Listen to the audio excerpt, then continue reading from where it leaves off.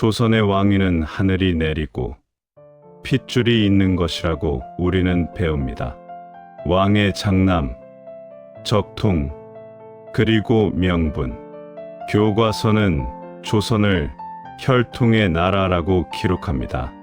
하지만 실록의 행간을 돋보기로 들여다보면 이야기는 달라집니다. 조선은 혈통보다 종이를 더 믿은 나라였습니다.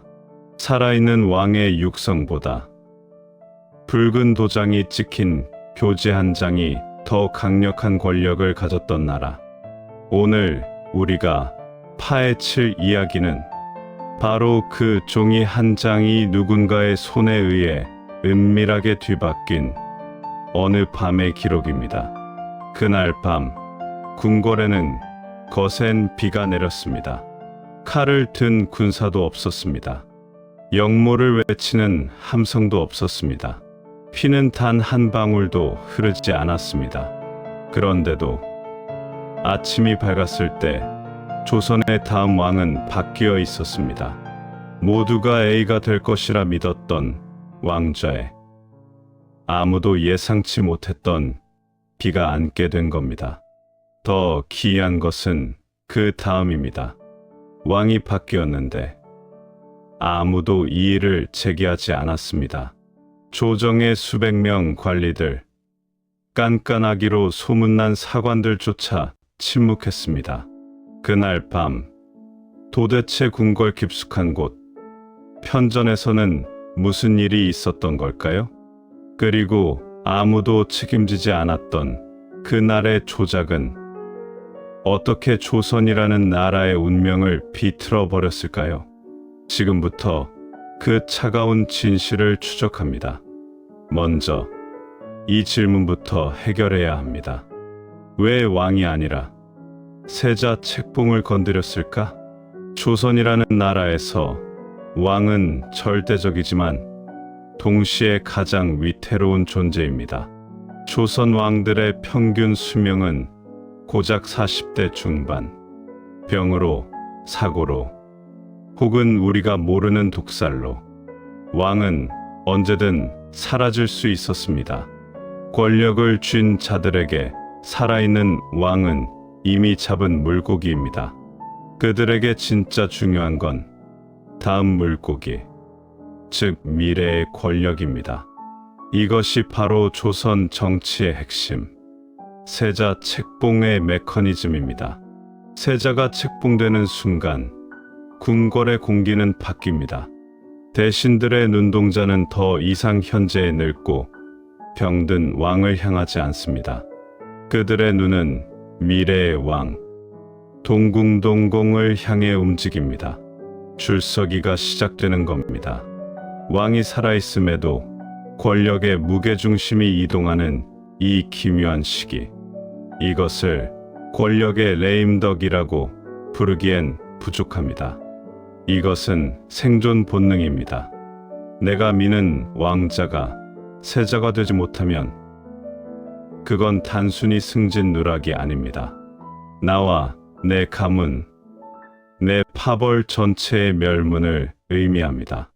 그래서 조선의 진짜 피비린내 나는 싸움은 왕이 죽은 뒤가 아니라 왕이 시들어가고 세자를 정해야 하는 그 타이밍에 벌어집니다.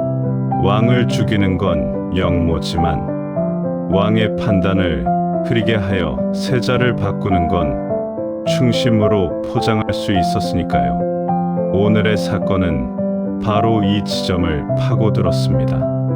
왕을 죽이지 않고 왕의 일제를 훔치는 방법. 그것이 바로 세자 책봉 조작이었습니다. 전쟁 같았던 당시 정치 지형. 이 사건이 벌어진 당시의 조선을 상상해 보십시오. 겉으로는 평화로워 보였지만 실상은 총성 없는 전쟁터였습니다. 왕권은 바닥에 떨어져 있었습니다. 왕은 병약했고 침소 밖으로 나오는 일이 드물었습니다. 그 빈자리를 채운 건 외척들이었습니다. 왕비의 가문과 대비의 가문, 두 거대 세력은 마치 맹수 두 마리가 좁은 우리에 갇힌 꼴이었습니다. 서로가 서로를 죽이지 않으면 내가 죽는 상황. 이런 극한의 대립 속에서 세자라는 자리는 단순한 후계자가 아닙니다. 상대 가문을 멸망시킬 수 있는 유일한 합법적 무기이자 우리 가문을 지켜줄 가장 강력한 방패였습니다. 왕비 측에서는 자신들의 핏줄과 가까운 왕자 A를 밀었습니다. 똑똑하고 명분도 있었습니다. 반면 대비 측은 다루기 쉬운 아직 어리고 배경이 없는 왕자 B를 원했습니다. 상식적으로는 A가 세자가 되어야 했습니다. 학식으로 보나 서열로 보나 신료들의 여론으로 보나 A가 압도적이었습니다. 하지만 정치는 상식으로 움직이지 않죠. 정치는 힘의 논리로 움직입니다. 왕의 병세가 깊어지던 그 해 겨울, 궁궐에는 묘한 소문이 돌기 시작합니다. 약방의 일기 내온 기록가 밖으로 유출되고 있다. 데뷔 전의 상궁이 한밤중에 정승의 집을 드나든다. 이미 판은 짜여지고 있었습니다. 누군가는 왕의 수명을 계산하고 있었고 누군가는 붓을 들 준비를 하고 있었습니다. 폭풍전야 모두가 숨죽이고 왕의 입만 쳐다보던 그때 사건은 터집니다. 너무나 조용한 책봉 그리고 사라진 초안 운명의 날 세자 책봉식이 거행되었습니다. 런데실록의 기록을 보면 소름 끼칠 정도로 담담합니다. 보통 세자 책봉은 시끄럽습니다. 이 왕자는 덕이 부족합니다. 저 왕자는 아직 어립니다. 하며 상소문이 빗발치고 대간들이 엎드려 통곡하는 것이 관례입니다. 그런데 이날은 반대가 없었습니다. 논쟁도 없었습니다. 심지어 축하하는 잔치조차 기이할 정도로 조용했습니다. 마치 이미 모든 각본이 짜여져 있었고 배우들은 대사만 읊은 것처럼 말이죠. 역사학자들이 이 사건을 의심하는 결정적인 단서가 하나 있습니다. 바로 초안 교지의 부재입니다. 조선의 행정 시스템은 현대보다 철저했습니다. 왕이 명령을 내리면 승정원에서 받아 적고 초안, 그걸 다듬어서 정서정식 문서하고 마지막에 왕의 도장을 찍습니다. 이 모든 과정이 기록에 남아야 합니다. 그런데 이 중요한 세자 책봉 교지에 초안이 없습니다.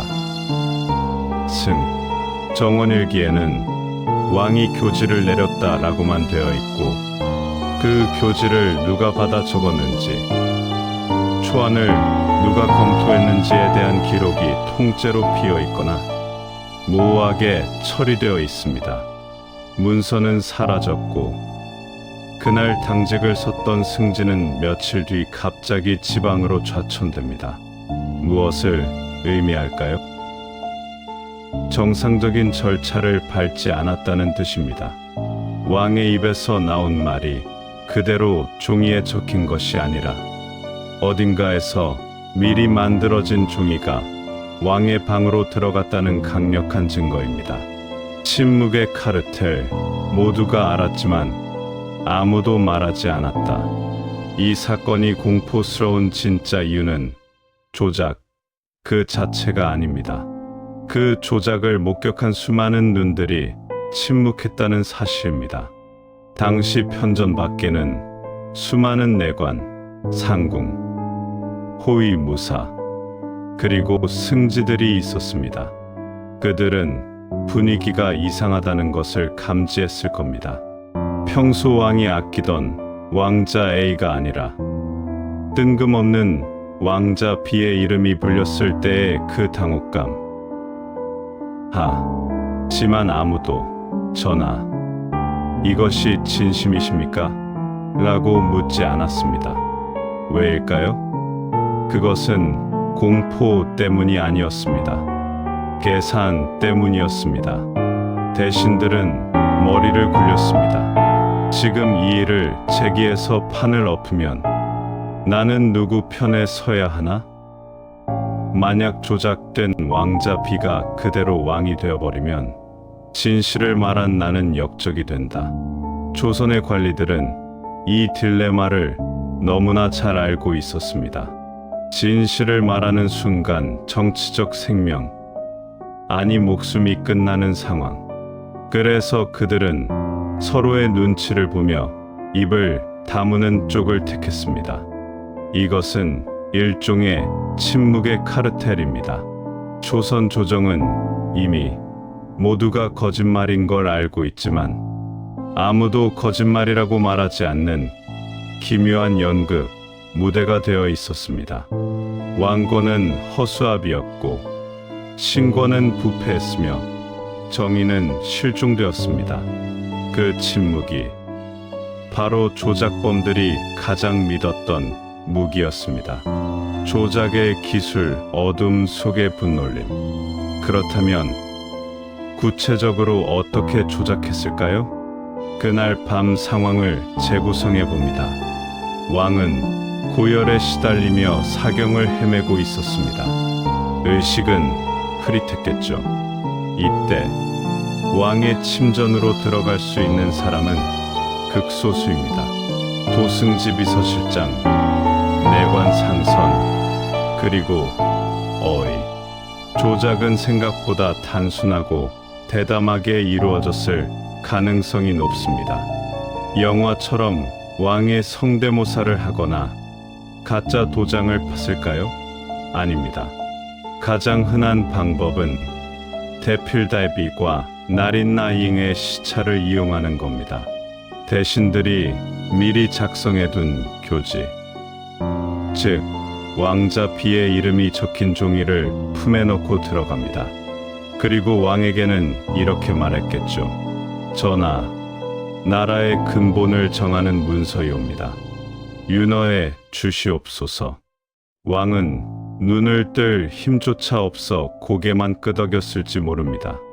혹은 몽롱한 상태에서 그게 왕자 A의 문서인 줄 알았을 수도 있습니다. 그 찰나의 순간 내관의 손에 들린 옥새가 붉은 인주를 묻히고 종이 위로 내려앉습니다. 이 쿵 소리 하나로 역사는 바뀌었습니다. 이 작업의 가담한 핵심 인물은 기록상 서너 명으로 추정됩니다. 그리고 소름 끼치게도 이들은 왕자 비가 즉위한 후 초고속 승진을 하거나 혹은 의문의 병으로 급사합니다. 증거를 남긴 자는 사라지고 입을 다문 자는 보상받았습니다. 왕의 선택, 진실을 죽이고 왕조를 살리다. 이제 가장 비극적인 순간으로 들어갑니다. 병상에 누워있던 왕, 그는 과연 끝까지 몰랐을까요? 저는 왕이 알았을 것이라고 봅니다. 며칠 뒤 정신이 잠시 맑아졌을 때 그는 자신의 후계자가 엉뚱한 아이로 결정되었다는 보고를 받았을 겁니다. 그때 왕의 심정은 어땠을까요? 분노? 배신감? 하지만 기록에 따르면 왕은 그 결정을 번복하지 않았습니다. 여기가 이 비극의 절정입니다. 왕은 깨달았던 겁니다. 지금 내가 이 결정을 뒤집으면 조정은 피바다가 된다. 내가 사랑했던 왕자 A는 역적으로 몰려 죽을 것이고 왕자 B를 지지했던 세력은 나를 독살하려 될 것이다. 이미 엎질러진 물. 도장은 찍혔고 공표는 되었습니다. 힘없는 왕이 할 수 있는 최선의 선택은 아이러니하게도 거짓을 진실로 받아들이는 것이었습니다. 왕조의 안정을 위해 더 이상의 피를 보지 않기 위해 왕은 자신의 진짜 뜻을 가슴에 묻었습니다. 이 순간 왕은 선택한 겁니다. 진실을 죽이고 왕조를 연명시킨다. 그는 죽기 전까지 허공을 응시하며 말이 없었다고 전해집니다. 그 침묵은 동의가 아니라 체념이자 절망이었습니다. 작된 왕좌의 무게, 그렇게 왕이 된 세자, 왕자 비의 운명은 어땠을까요? 조작으로 얻은 왕좌는 화려해 보이지만 사실 가시방석입니다. 그는 평생 정통성 콤플렉스에 시달려야 했습니다. 자신을 왕으로 만들어준 신하들에게 빚을 졌기에 그들의 눈치를 보느라 정사를 제대로 돌볼 수 없었습니다. 신하들은 왕을 존경하지 않았습니다. 우리가 만들어준 왕이라고 뒤에서 비웃었죠. 그의 결정은 항상 흔들렸고 권위는 바닥을 쳤습니다. 조작된 세자는 끝내 성군 션준이 되지 못했습니다. 오히려 의심과 불안 속에 폭군이 되거나 술과 여색에 빠져 현실을 도피하는 암군한 주인이 되었습니다. 조작은 그를 왕으로 만들어 주었지만 그를 보호해 주지는 못했습니다. 오히려 그를 가장 먼저 무너뜨린 것은 그가 앉아있는 왕좌 밑에 깔린 거짓말이라는 기반이었습니다.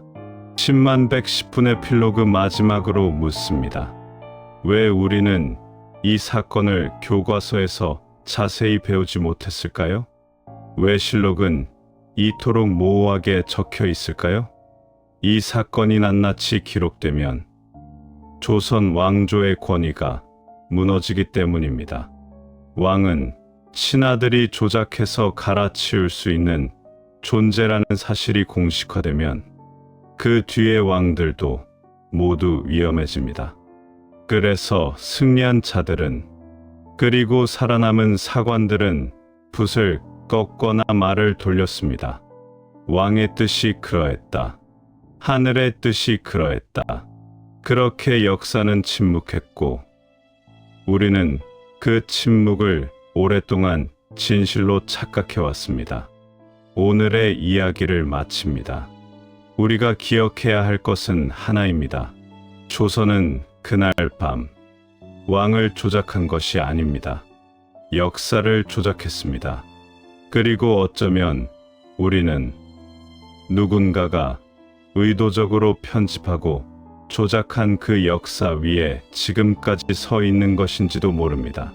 진실은 교지에 있는 것이 아니라 교지와 교지 사이, 그 비어있는 행간의 어둠 속에 있었습니다.